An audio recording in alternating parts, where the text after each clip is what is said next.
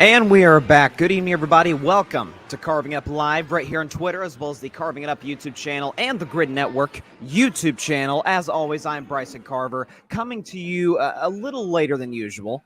So, ended up canceling the show on Friday because I was in the midst of travel.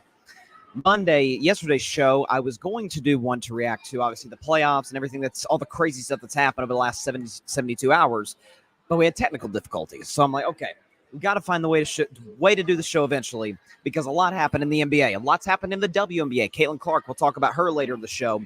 And I couldn't not do the show. So we are not live. And as I always say, anytime I'm doing a non-live show, if there's anything that's happened in the world of sports, I'm aware, just not the time that you're currently watching me. Great show on tap for you guys tonight. So we're going to talk about the Dallas Mavericks getting to the Western Conference Finals, second time in 3 years. And who could have seen that coming? Also going to talk about the New York Knicks. So, listen, I picked them to beat the Pacers. I said Knicks in 6 for the second straight series. This one did not go so well. Pacers ended up blowing the doors off the Knicks in the last 2 games, in large part due to the Knicks injuries. I'll talk about that a little later in the show as well. Eastern and Western Conference Finals predictions at the end of the show. We got Pacers, Celtics. We've got Mavericks, Timberwolves. Very excited to get into that.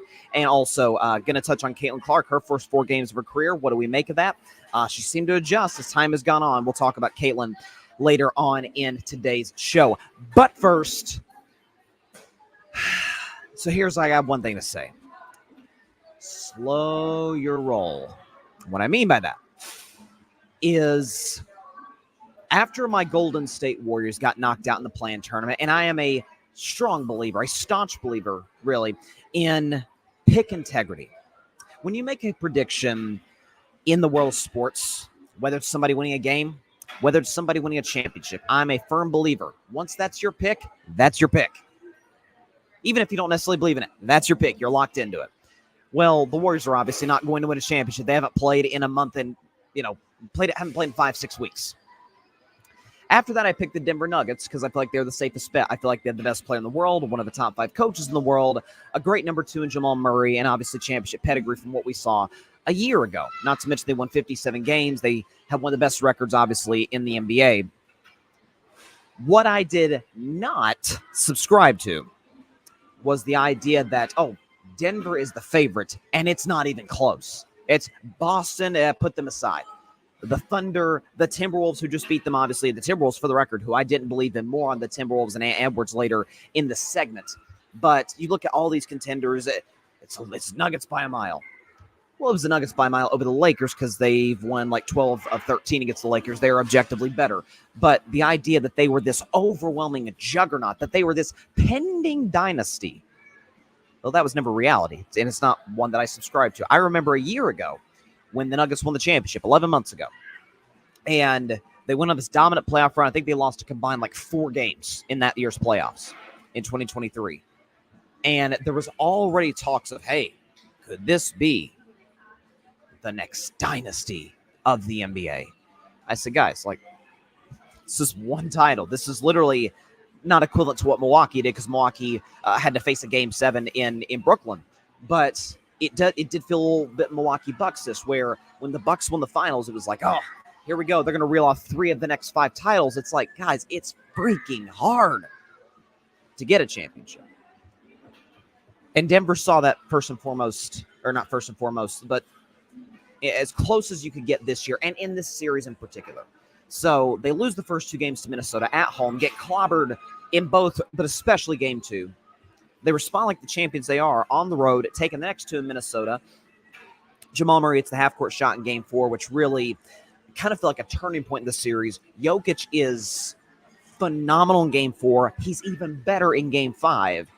And somehow, some way, you go to Minnesota, you get blown out. Okay, Denver didn't have to win that game. That was backs against the wall for Minnesota. Denver knows they have a Game 7 at home. And throughout the course of that basketball game, I'm like, okay, Minnesota will fight back because that's the kind of team they are. They'll make it close. It will be a respectable final score. But Denver's kind of going to control this game. And through the first 2.5 quarters, that's exactly what they did.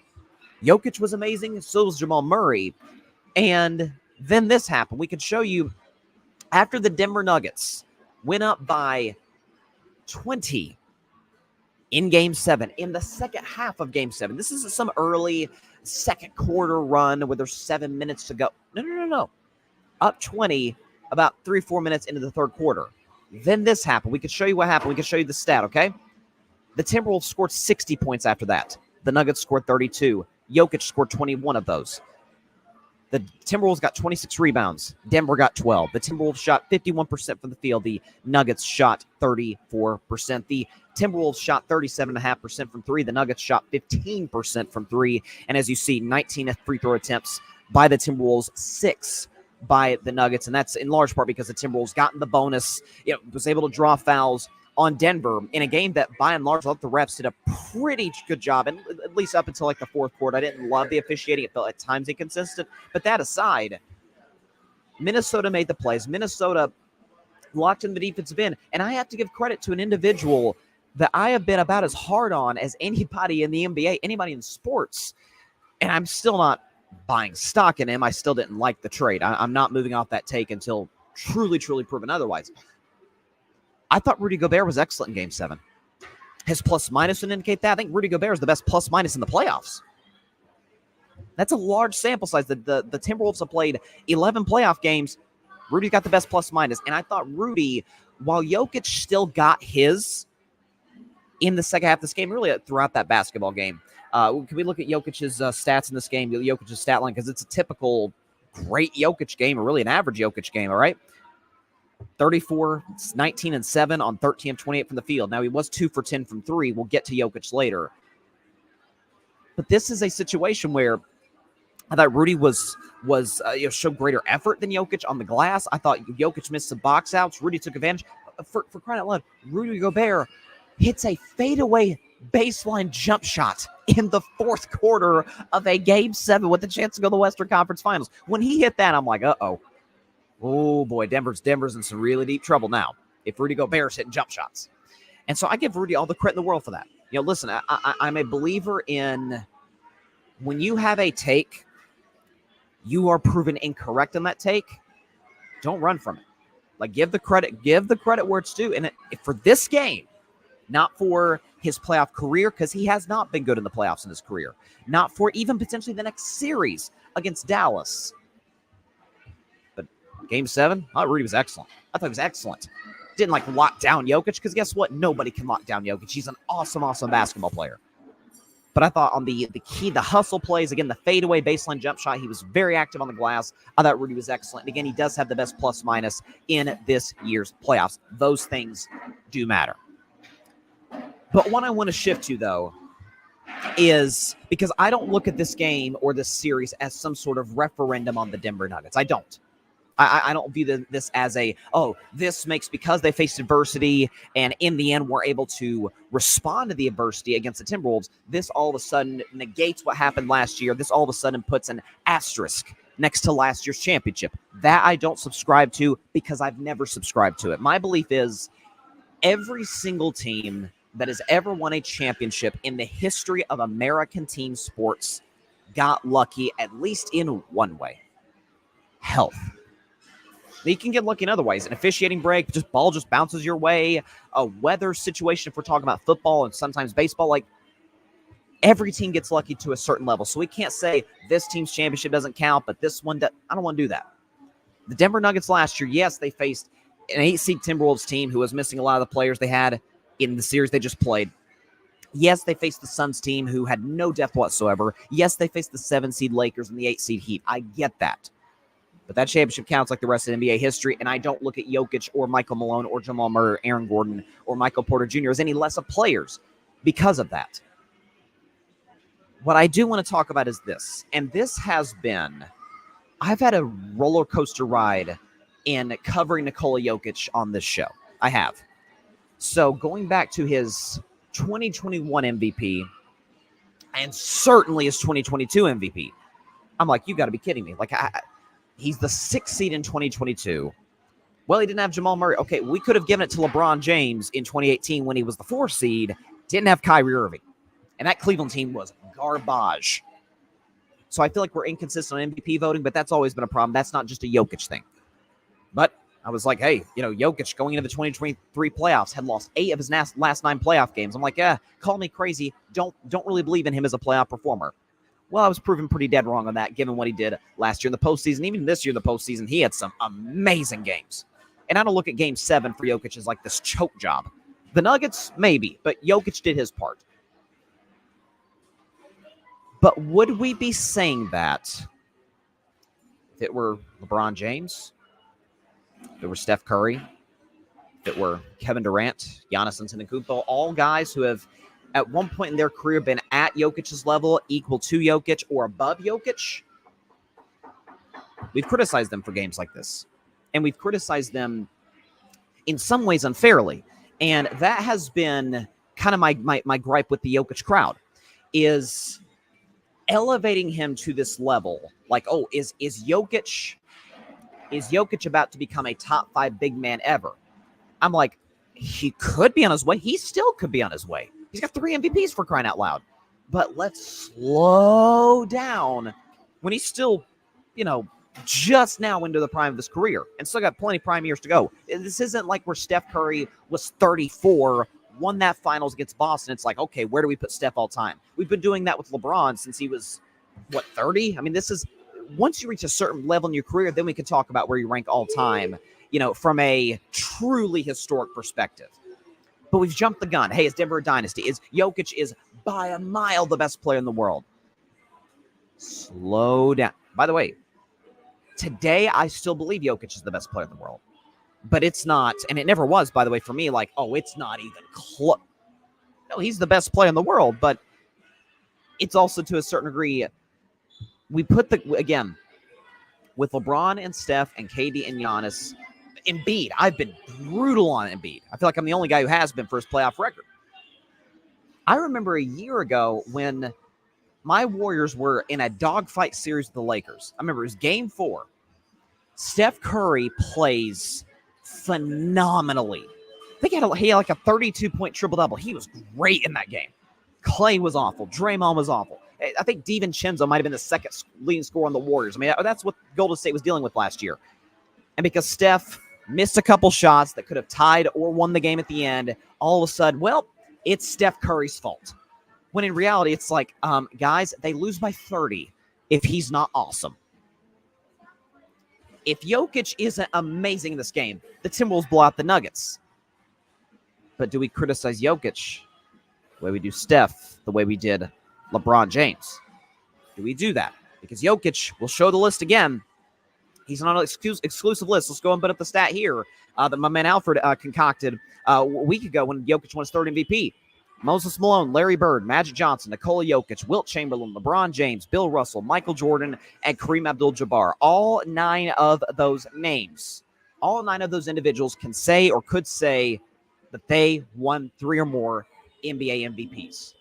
When you do get to that level, we do hold you to a different standard. And as I've always believed, when it comes to MVPs, and for the record, I thought Jokic was MVP this year. I still believe Jokic was MVP this year. Okay? I think he's more valuable than, with all due respect to Shai Gilgeous-Alexander, great player, but kind of a free throw merchant to a degree, right? Kind of likes to draw fouls, doesn't play an aesthetically pleasing brand of basketball. And that's not even to take shots. SGA is a great player. With Luka, I think a strong case can be made that Luka was the MVP, but I thought over the course of an 82-game season, Jokic was more valuable than Luka and Brunson and Giannis, or whoever else you want to throw out there. We do hold you to a different standard when you do get 1 MVP. You get 3? Yeah, we're going to hold that to you. Or hold it against you, and also let it boost you. But Jokic has not reached the level, as great as he is, and he still very well may be the best player in the world. I certainly think that today, in this moment. But at the same time, last MVP to win a championship in the same season that he won MVP, Steph Curry. Last team to go back-to-back, Steph Curry and the Warriors. It's not as easy as it looks. This whole back-to-back thing, it's not just a snap the finger and, oh, here we go. It takes time. It takes, again, some of it does take a little bit of luck. But a lot of it is you got to face adversity. For the record, the Golden State Warriors back-to-back titles, they were in a similar-ish spot that the Nuggets were in this year, where the first of the back-to-back titles, like Denver last year, although to a greater degree, they lost one game in the playoffs in 2017, blew through the playoffs. The next year, blew through the first 2 rounds. All of a sudden, you look up, they're down 3-2 to Houston. It's like, oh my gosh, they may get dethroned here. But they respond to adversity. Houston kind of cracks under the adversity when Golden State, pushes them to the brink, and the Warriors go on to win that series and win the championship that year. Denver did have a 3-2 lead in the series. Denver did. I have a list here. Denver was able to somehow find a way in Denver, lose 3 or 4 games at home. Those things do matter, okay? They lost Game 6 by 45 points. It's one thing to just let Game 6 go, but 45, that's something. And then they just blew, in the game where Anthony Edwards goes 6 for 24, they blew a 20-point second-half lead. Can we put a little heat on Jokic for that? It's not because he didn't play well, but he was the best player on a team that was able to somehow pull that off. And a lot of it did come down to Jokic. Missed defensive assignments, missed box outs. Rudy Gobert out-hustling him on some plays. Those little things do matter as it pertains to winning a Game 7 at home, especially when you're up 20, when the other team's best player is 6 for 24. Like, when we talk about Denver, these little nuances matter. Now, if Denver wins the championship 13 months from now, will I be shocked? Not at all. Not at all. They have the pieces to do it. They still have a great coach. Again, I don't view this as a referendum on the Denver Nuggets and a disqualifier of last year's championship at all. But the fact remains, we criticize other guys, historically great guys that are currently playing.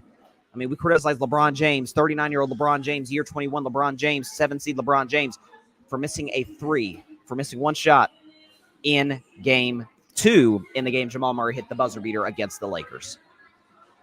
You can't criticize Jokic for losing 3 or 4 at home, for blowing a 20-point lead at home in a Game 7 when the other team's best player doesn't play well.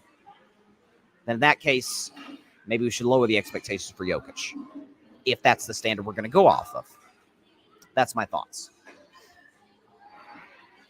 I would also like to say, so obviously, again, not my regular studio, so I apologize if there's any, background noise, but listen, I got to do the show. I got to do the show, especially after the crazy weekend in the playoffs. We'll talk Mavericks. We'll talk Knicks. But I did want to touch on the Timberwolves because they did win the series. That does matter. Excuse me. So I said, after the Timberwolves swept the Suns, and for the record, I picked the Timberwolves to lose that series to Phoenix in 7. Terrible pick on my part. Terrible.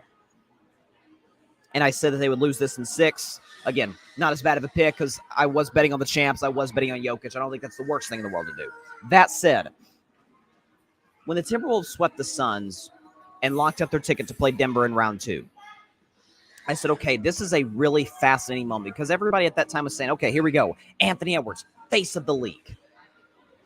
And there is an advantage to being an American-born player and being the face of the NBA. There just is, historically. I did a list. I don't have it right now, but I did a list of 7 guys in my belief since 1984 have been the face of the NBA. Magic Johnson, Larry Bird, Michael Jordan, Shaquille O'Neal, Kobe Bryant, LeBron James, Steph Curry. All of them American-born players. All of them had a flash, a pizzazz, a swagger, whatever the case may be, in different ways, shapes, and forms. And Anthony Edwards clearly has that charisma. He was in the movie with Adam Sandler. His game is easy to wrap your arms around. And that kind of leads me, because my take was that if he played Jokic to a draw in the series, win or lose the series, I think he has to be the face of the league. More on that in just a second, because it's really close. I think that in life, and this is a tale as old as time, that whatever it may be in our personal lives, we like feeling comfortable. We like feeling a sense of, whether it's if we had a good childhood, what it was like as a kid, whether it be our hometown, whether it be that certain restaurant you ate out on Friday nights, whether it be that football field. People like the things that feel comfortable to them. People like nostalgia. I like nostalgia. I'm not obsessed with nostalgia. I think one of the things that every successful person has, anyone who's ever made it big in the world, one of the things they all have, hard work, effort, all that, sure, but is a consistent drive and a look ahead to what's next. Tom Brady once said that his favorite Super Bowl ring was the next one. I think the most successful people have believed that way. That said, people love their nostalgia. There's nothing wrong with that. And I mean, I saw a stat today that 57% of Americans aged 15 to 42 live where they grew up. People like feeling close to what they know. And that's why, the more I thought about it, I don't compare Anthony Edwards to Michael Jordan, but I get why people do. I do. The game is eerily similar. It's hard to not see it when you're watching, even if you're not even thinking about MJ. You watch, like, God, that reminds me of Michael. And Michael, I truly believe a lot of the reason people view him as the GOAT, I'm not one of them, is, hey, this guy feels close to home. This guy, the shoes, the game, the 6-0 in the finals, Space Jam. It feels nostalgic. It feels close to home. And that's what Anthony Edwards provides. The smile, the charisma. He's got, I'm sure he'll have not shoe near as big as Jordan, because nobody will. But I'm sure he'll have a big-time shoe deal.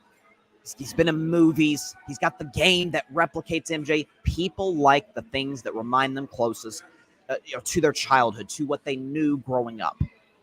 And Edwards provides that. And by the way, can I mention, he's 22 years old. He's not even close to his prime. That's the scary aspect, is that this is a guy who he's still got a ways to go when it comes to reaching his peak. Now, I'm not saying he's the best player in the league yet. If he wins the finals, okay, we may have discussion.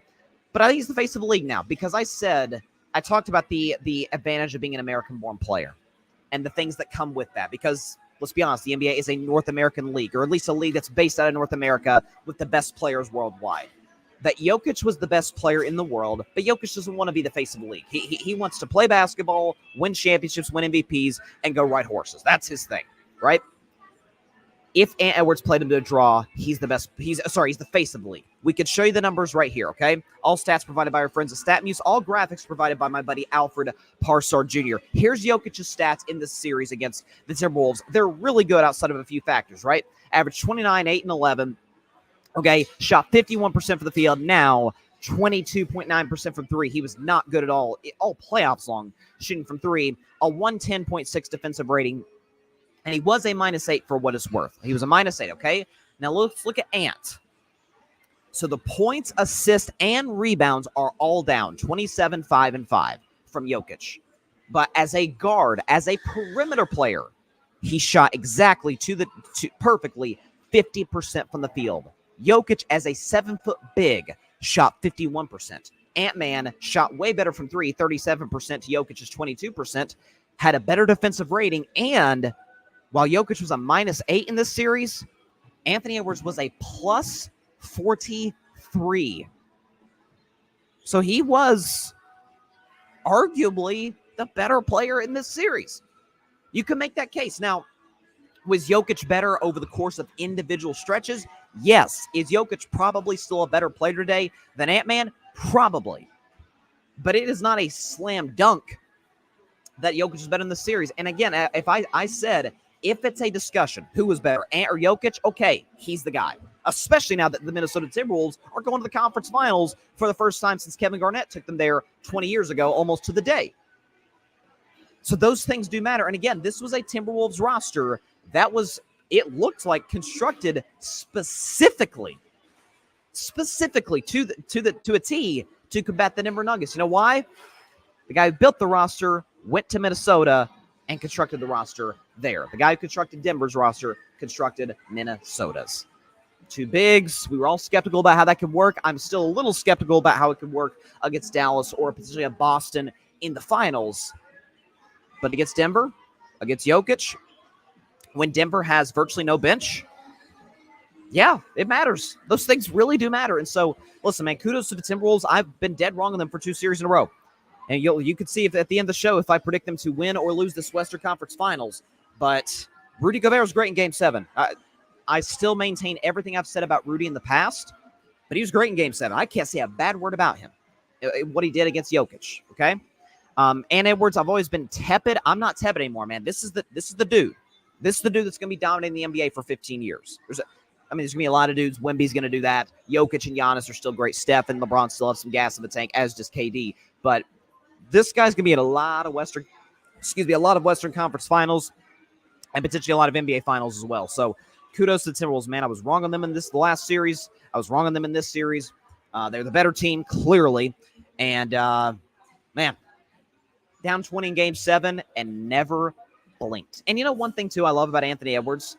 That he's old school in this way, and I love it, is that he maintains the same, and all the greats do. Michael, Kobe, LeBron, Steph, Duncan, all the best do, Bird, that they do not let the circumstances dictate their approach to the game. Or maybe not their approach. They can adjust on the fly. If they need to make adjustments, they will because they're smart players. But I'm talking about his overall attitude, his competitive spirit does not wane an ounce. He was talking trash when the Timberwolves were up 1,000 points on the Nuggets in Game 2, and he was talking trash when the Nuggets were beating the Timberwolves by 1,000 points in Game 3. In Game 7, down 20, he did not flinch. I love that. That's what we see from faces of the league, from superstars. That's what Anthony Edwards provides, and it is something special to see. So kudos to the Timberwolves. They deserve to win this series, and they're going to have a fun matchup with the Dallas Mavericks in the next round. Also, too, because I think this is – I try and keep tab with different trends in the NBA. I think it is noteworthy that the 4 teams in the conference finals, Boston, Indiana, Dallas, Minnesota, all 4 of them, what do they have in common? Yes, they have – Halliburton's not a superstar, but he's a star. All 4 of them are deep. Boston is – people say, oh, Boston's a deep basketball team. Stop, they're deep. Indiana is maybe the deepest team in the league. Minnesota's deep. They got freaking Nasri coming off the bench. They got Kyle Anderson and Alexander Walker and Jaden McDaniels. They are deep, man. Dallas is deep, adding Gafford, drafting Derek Lively, who's been great as a rookie this year. All these different – PJ Washington as well. Deep teams. You know, didn't make it? Denver, who has no bench. The Knicks, who ran out of players. Talk about the Knicks in just a second. These teams that, you know, the Lakers, not terribly deep. Like that, those little things. We talk about the margins. You know, it does matter when your starters or some of your best players come out of the game with 3 minutes to go in the second quarter and you're up 7. It's really important. It means a lot if when they come back in, they're not down 5. That the bench doesn't just totally blow the lead. And if they can, a great bench to me can maintain the lead or can maintain wherever the game is at. An awesome bench like the 2015 Warriors can extend the lead. Like that's how dominant that team was. But I thought that was fascinating, right? All of the teams that made the conference finals, all of them are deep basketball teams. Denver didn't make it. Knicks didn't make it. So I thought that was very fascinating. Shifting now to the Knicks. So this was a team that I believed in from at the midpoint way of the season on. Last year's playoffs, I became like a pseudo Brunson fan. Midway through the season, I'm like, yeah, I love Jalen Brunson. That's my guy now. Yeah, I claim Jalen Brunson as my guy. And I still do, by the way. And his playoff run this year, we ran the numbers many, many times on the show throughout the playoffs, was historic. He was putting up MJ numbers. He was putting up LeBron 2018. It's just as far as individual games, like 40-point scoring games, it was crazy what this guy was doing. But I did say, and I think anybody who watches basketball, you know, to any degree, could have seen this coming. Maybe not the loss of the Pacers because I didn't see it coming, but saw that the Knicks season was going to end a very, very specific way.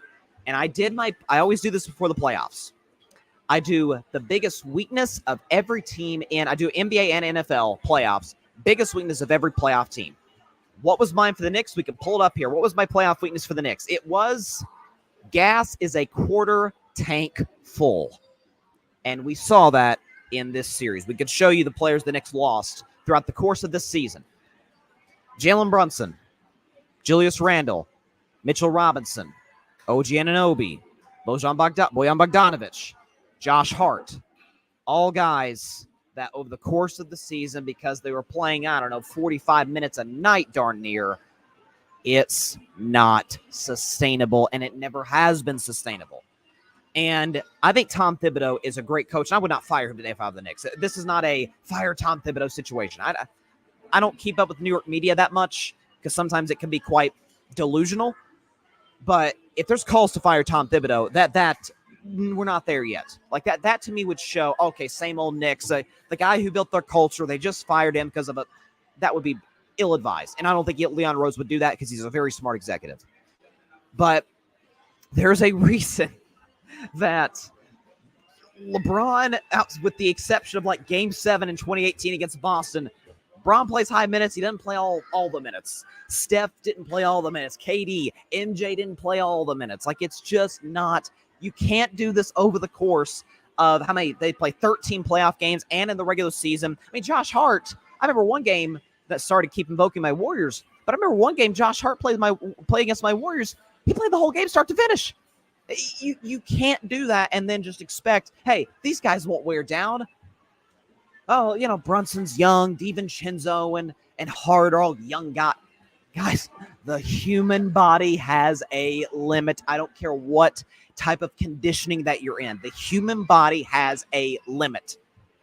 And we saw it in this series. We saw it at times even against the Sixers. There were times I'm like, man, they look tired, man. Kudos to the Knicks for making this far. And I think any objective Knicks fan could sit back and say, yeah, this season was a successful one. This is now the second year in a row that they've won a playoff series. It's been a long time since we've been able to say that about New York. They have a culture. They have for the first time since Patrick Ewing, a reliable, clutch, number one superstar. Jalen Brunson's a superstar. There's no question about it for getting this beat-up team to this point. He's absolutely a superstar. They have the building blocks of a team that could get further in the playoffs down the road. Because, again, they still are relatively young. Brunson, Hart, DiVincenzo. But they do need two things. They need Tom Thibodeau to put together a reasonable rotation, stop playing guys so long, which, gives them a greater opportunity to get hurt, be it wear and tear injuries or just on the floor too long injuries. And they need a second legitimate, reliable co-star to Jalen Brunson. It's the very reason, by the way, that I said coming into the playoffs, or really without about a week left in the regular season, I think Giannis is going to leave the Bucks this offseason. I don't. That's not sourced. I don't have anybody in Milwaukee in my ear telling me that. I think he's going to leave because if you look at the fact that the Bucks, if they don't fire Doc Rivers, that'd be stupid. Then they're just stuck with Doc. If they do fire Doc, that's now 4 coaches in 3 years for Giannis. It's not good. Again, Middleton was actually really good in the playoffs, but the injuries have taken their toll on him. Damian Lillard's getting older and getting more expensive. The roster's kind of old. They're not deep. They don't have a lot of assets. I don't see the Bucks contending for a title next year. As great as Giannis is, I think he's one of the 3 best players in the world. So, could Giannis ask to go to the New York Knicks and play with Jalen Brunson? Because the Knicks have plenty of assets on their roster, as it pertains to, as far as I know, draft capital. Yeah, you pair Jalen Brunson, Giannis up. I go so far as to say they might be the co-favorites in the East with Boston. I think they'd be that good, that lethal, that dominant, with an opportunity to really make a serious run. But they do need to address those two things. Tom Thibodeau has done this his entire career, and that is play guys an unholy amount of minutes. And Tibbs is a great coach, but the definition of insanity is doing the same thing over and over again and expecting a different result. It's a quote falsely attributed to Einstein, but let's just say Einstein was a pretty smart guy. That's Tom Thibodeau to a certain degree. I'm not saying he's insane. I'm saying this is an insane move to keep playing your guys heavy minutes. It's not sustainable. And so I think for his sake, dialing it back, being able to extend the rotation a little bit more than he has, and then also getting a co-star for Jalen Brunson. And by the way, this is going to be LeBron, from what I'm, especially if the Lakers hire J.J. Redick, which I think they will. My buddy Barry Grant Jr. has had that source and has not been shy about it. J.J. Redick's probably going to be the next Lakers coach. LeBron's probably not leaving L.A. Paul George, I think, absolutely will leave the Clippers. Harden probably stays the Clippers. There's some good free agents. Donovan Mitchell trade rumors. You're telling me the Knicks aren't an attractive destination? You're telling me Paul George wouldn't consider New York? Listen, with today's social media, with, again, shoe deals, with NBA League Pass, playing in a big market isn't as important as it used to be. But at the same time, you see what Anthony Edwards is doing now in Minnesota. If he was doing that at MSG, it might be a little bit of a different story as it pertains to his popularity, as popular as he already is. So Knicks are going to be an attractive destination, I believe. And this is going to be a situation where if you pair up another superstar, or at least even a reliable co-star, because with all due respect, Julius Randle's not that. We've seen the playoffs in 2021 and 2023. He's not that. And he's not reliable physically, as we saw this year. And dial back the rotations. That's a dangerous basketball team, in my opinion, for years to come. So, listen, the Knicks don't have anything to hang their heads over in the sense that, this was a disastrous season. Knicks fans have seen disastrous seasons. This could have went far worse, especially given the injuries. And they got to a Game 7 of the conference semifinals and lost to a healthier, fresher team. That's just the reality of it. And I knew once Josh Hart got hurt in Game 6, I'm like, it's not looking so hot for him. So the fact they got blown out was a little shocking, but then again, once Brunson went out, you have that. So congrats to the Pacers. I'll predict their series against the Celtics at the end of the show. I did want to transition to Dallas, though, to the Dallas Mavericks. So normally when I would be in my regular studio, I would probably do a big, exuberant victory lap. That said, I'm not in my regular studio, and so I don't really have the space or the resources to do that. What I will say is this. About 2 to 3 weeks left in the regular season. Actually, let me back up even further. I always do a segment after the NBA All-Star break where, right when the second half of the season or proverbial second half of the season starts, I do a segment for the East and for the West. Who are the teams out East, out West that I consider contenders and consider pretenders?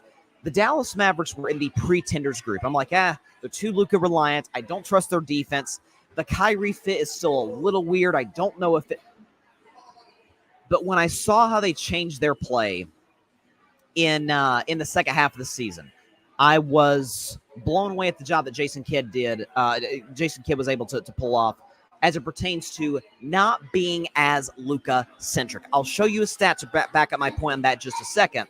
But I said coming into the home stretch of the season, right before the playoffs started, I thought the Denver Nuggets were the best team. I thought the Boston Celtics were the second best team. I thought the Dallas Mavericks were the third best team. They have a top 5 player, maybe top 3 player in the world for all we know with Luka. Kyrie seems to be fitting in much better with this group, seems to find his rhythm after the trade a year ago. The additions of PJ Washington and Daniel Gafford have been amazing for this basketball team, and Jason Kidd has proven himself. Listen, it didn't work in Brooklyn, didn't work in Milwaukee, but like a player, a coach can get better. A coach can learn from his own mistakes, and Jason Kidd's done that. I think he's been excellent in his 3-year tenure in Dallas. He's gotten to the Western Conference Finals 2 of those 3 years. And so looking at that, look at the defense, looking at the better balance of play, I'm like, oh yeah, this team can win the NBA championship. I've said that from the jump, and it's why I picked them to be OKC in 7. They ended up doing it in 6, and what was a crazy game. They're down 17, come back and win that basketball game is highly, highly impressive. And again, we are because Luka Doncic is so similar in his game to James Harden, we, I think, make the mistake, and we do this all the time with athletes, all the time, is we equate the athletes as if they're the same guy and almost impose our preconceived notion about the newer guy based on evidence from the older guy. Because, as we know, James Harden is probably the most infamous playoff choke artist in modern NBA history. Luka Doncic is the exact opposite of that. Again, this series all throughout, I remember talking about this, even I'm guilty of this. It was like, man, Luka's not playing great this series. My gosh, OKC is locking him up. This is not one of Luka's best series. Okay, if this is Luka's worst series of his career, can we show you those numbers? Let's see. His worst series. 24, 10, and 8 on 56% true shooting. Let's see. Only LeBron James and Nikola Jokic have averaged that for a playoff series. That's Luka's bad series. So if Luka is right for the Timberwolves series, okay, like this may be a darn sweep. It's not going to be a sweep, obviously, but like that's what Luka's done over the course of his career. His playoff numbers, or at least his scoring numbers, are identical to that of MJ.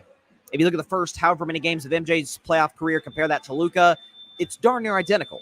Okay, Luka took this team to the conference finals in 2022. The previous 2 years before that, yes, they lost the Clippers, but Luka, anybody who watched that series knows Luka was far and away the best player in both of those series. Gets the conference finals 2 years ago. There's the weird fit with Kyrie last year, the weird trade. They missed the playoffs. This year, they get it right. They make some additions at the deadline to fit Luka and Kyrie. But most importantly, and this is one of the biggest reasons I bought into the Dallas Mavericks as a contender, as the biggest threat to Denver in the Western Conference. Now Denver's gone, so here you go. That because they changed their style of play from to use the Charles Barkley term, dribble, from a Luka-centric offense to a more team-oriented, with Luka as the star player offense, I bought into this basketball team. We can show you the numbers. When Luka Doncic's, I've done the stat many times over the last couple of weeks. When Luka Doncic's usage rate is 30% or below, let's check the numbers. He averages individually 25, 9, and 8 on 46% from the field, 39% from three. Those are excellent numbers. A little lesser than what they usually are, but it's more team-oriented, and he puts up great numbers. But look at the left side of the screen there under Luka. When Luka's usage rate is 30% or below, the Mavericks average 118 points per game. They give up 108 points defensively, and they have a 10-0 record. They have not been beaten. The Dallas Mavericks, when Luka's usage rate is 30% or below, I'm undefeated, never lost. Never lost. That's their motto. That has been how they've changed. And by the way, in this OKC series, in the Game 1 loss, especially in the Game 4 loss, it was the classic get into a bad habit type of loss. And what I mean by that is anytime in life where maybe you face a little adversity, sometimes you will go back into bad habits in life. Again, it goes back to what I was saying about Anthony Edwards earlier about people gravitate towards what makes them comfortable, what they're used to. And Luka and the Mavericks, to a degree, went back into Luka, save us. And they've never won. They've gotten to a conference finals that way in 2022, but that's not been where they've been at their best. But over the second half of the season, they've adjusted. Luka's adjusted. Jason Kidd, Kyrie Irving, by the way, who was really good in Game 6 against the Thunder. This team's a very live threat to win the NBA championship, and I thought that from the jump.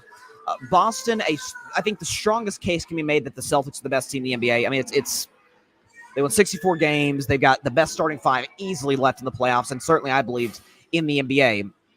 Again, they've lost 2 playoff games thus far. Now, again, Miami without Jimmy, Cleveland without Donovan Mitchell for the last 2 games of that series. That does matter, but they've been virtually unchallenged. But as far as Dallas, I think they can be any of the teams they play. Again, they take out the 4-seed Clippers, who everybody picked the Clippers to win that series. And then they go out there, take out the 1-seed Thunder, take out the guy who many thought should have been MVP in Shai Gilgeous-Alexander. Luka, outplays Shai, especially in that Game 6. Really impressed by the Dallas Mavericks. I did find it a little ironic, just a little, that I love Shai, for the record. Love the guy. He's a top 10 player in the NBA, bar none.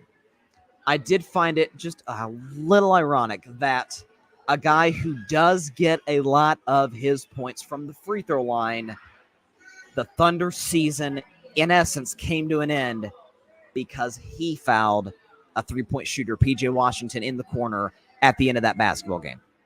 Like, it is a little like, okay, I don't believe in basketball gods, but it is a little like, it's a little fitting. And again, I don't have nothing against OKC. OKC's not going anywhere. They're not going anywhere. Okay, Shea's going to be a superstar for the next decade. Chet, Jalen Williams, that team's going to be here for a lot. I love Lou Dort. That team's going to be here for a while. Dagnall's a great coach, was a deserving coach of the year. And they're the youngest team in the playoffs by a mile. I think they're the youngest team. I don't know if they're the youngest team in NBA playoff history. I know their average age was the same as that of, I think, the North Carolina men's team. I mean, it's unbelievable. This is a bunch of kids over there. They're going to be here for a while. So no reason for the Thunder fans to hold their heads down. They have a ton of assets, ton of draft capital, and Sam Presti's one of the best general managers or best executives in professional sports. So they're going to be here for a while. But Dallas is the better team. I felt that coming in, and that's when they were able to win this series. Before I get to Eastern Conference and Western Conference Finals predictions, I did want to talk about Caitlin Clark. So I said before her rookie debut was that Thursday? I think it was Thursday. Anyways. No, it was Tuesday. Anyways. My rookie expectation of her was about like 19 points, 8 or 9 assists. The 8 or 9 assists might have been a little lofty. About 44% from the field, about 38% from three-point range. Like, she wasn't going to step into the WNBA and drop 30 a night like she did at Iowa. Like, it's a different level of competition, obviously. Not to say that she won't later in her career, but again, she is a young player. She is still adjusting. And it goes back to, I think, the biggest flaw in how we look at professional sports and how we look at a lot of things in this new social media, microwave, instant reaction society. That Caitlin struggles. She was fine in her first game. She didn't score 20. I mean, it was an inefficient 20, but it was 20. It was I think 5 points short of her over-under for that game. The second game against the Liberty, she struggles badly. I think, what did she score? I mean, if I can pull this up here, I think she scored like 8 points in that game against the New York Liberty, who, by the way, lost the NBA Finals. That's an excellent team. Sabrina Ionescu, Brianna Stewart. Caitlin Clark scored 9 in that game on 2 of 8 shooting. She did have 7 assists, though. So, again, I said on social media, because I didn't do a show the next day, but I said on social media, hey, she's 2 games in her career. And Victor Wembanyama, who's, 7'5", took him a little bit of time to adjust to playing with the best players in the world. That's what Caitlin was adjusting to. And by the way, the next game, she faced Liberty again. Like, it reminds me of Lamar Jackson. There was a crazy stat where, I forget what it is, but when Lamar Jackson faces a team, or maybe it was Lamar Jackson, it was somebody else. Like, when they face a team a second time, it's like, oh my gosh, like, he made the adjustment. I forget who. I'm blanking on who it was. But Caitlin gets a second look, back-to-back games against the Liberty. In that game, she drops 22 and 9 of 17 shooting, 8 assists, 6 rebounds, 4 of 10 from three-point range. She was excellent. And then last night, by the way, against the Connecticut Sun, who she played in her debut, Connecticut Sun, who made the semifinals in the WNBA playoffs last year. They're a great team. Caitlin rolls her ankle, I think in the first or second quarters, in the first half of that game, walks it off, scores, was it 17 that game, 5 of 11 shooting. She's slowly finding her rhythm. I think she's going to be as great as this rookie class is. Cameron Brink, Angel Reese, Camila Cardoso. I think she's going to be the runaway. Caitlin's going to be the runaway rookie of the year. The Fever aren't going to be very good because they weren't very good before they got Caitlin. That's the reason they have the number 1 pick. And listen, it takes time. You couldn't have just expected her to step in and just bam, be dropping 30 a night. She will be. She'll have plenty of 30-point outings this season, I believe. You can already see her getting comfortable, finding herself, doing what we're used to seeing her doing in the WNBA, or sorry, in college basketball. But let's take a deep breath. Let's not overreact because of a small, tiny little sample size, positively or negatively. And oftentimes we do that, and we make the mistake of doing that. Give Caitlin time. She's already showing you what she's fully capable of. And again, she is a rookie. So she can do special things at the next level. So shout out Caitlin Clark. Indiana Fever still got a ways to go. This is still a rebuilding process. But Caitlin's going to be here for some time. All right. Before we get out of here, let's go into Eastern and Western Conference Finals playoff predictions. If we can get the background music going on right here. Do we have it? Okay, then we got it right here. The background music. Eastern and Western Conference Finals predictions right here.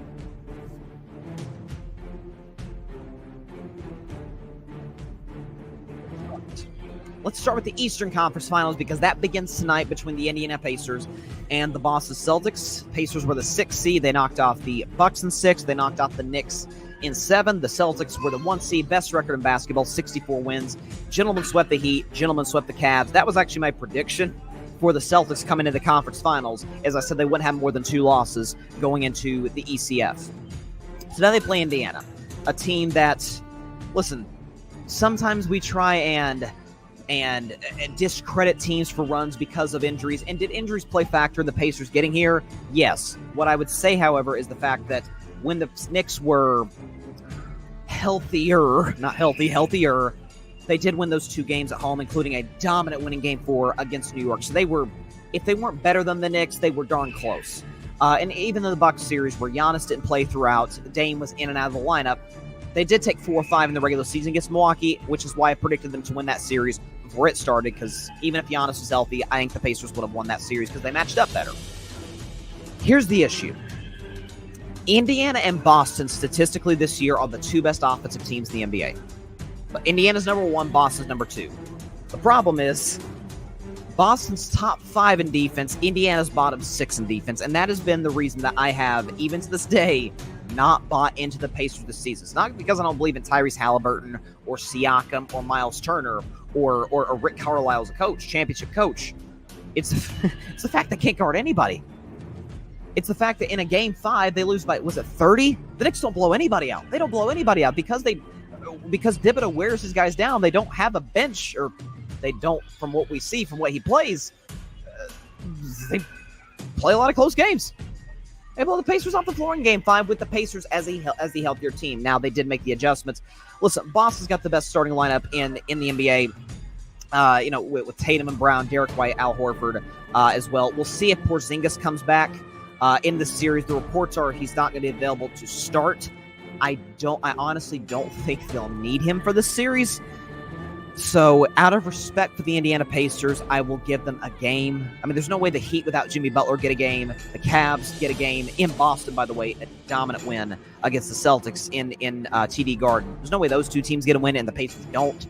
So, out of respect for Indiana, out of respect for a top 2 offensive team, actually the top offensive team in the NBA, I'll give them a W. That said, this should be a quick series. I'd take Boston in 5 for the 3rd series in a row. Gentlemen sweep the Eastern Conference Finals and walk into the NBA Finals with only 3 losses on their resume. I thought they could have been in a dogfight with the Knicks potentially if the Knicks were healthier.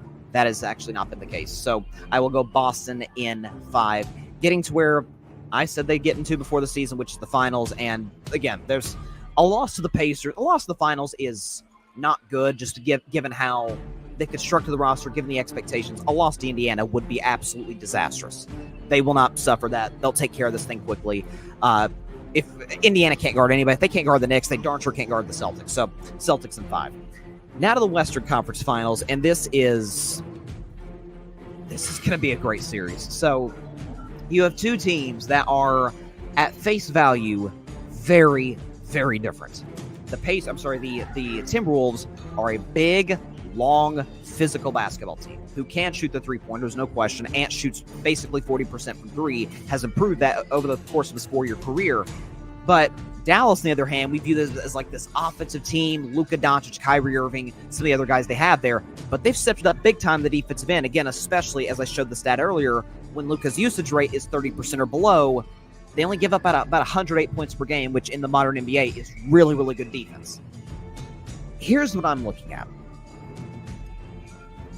Minnesota, I have to imagine, is pretty exhausted after a 7-game battle with the defending champion Denver Nuggets, having to go all out in the second half of that game, down 20, come back and win that game by 8.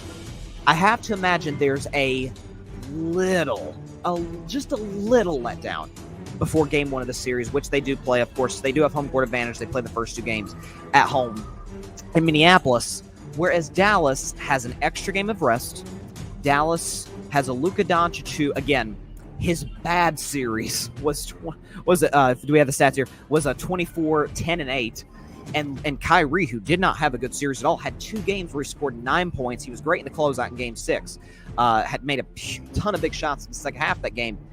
If Kyrie is a little better, if Luka, dare I say, maintains what he did again throughout the course of that series, and even over the course, certainly if he does what he does over the course of his playoff career, it's a little different than stopping Jokic, because the Timberwolves do have the bodies, do have the large, tall cat, Rudy Gobert, Naz Reid, to stop Jokic.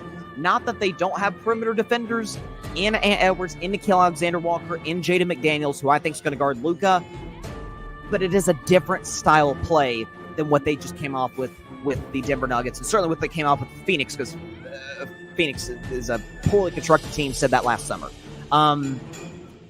I think Dallas will steal Game 1.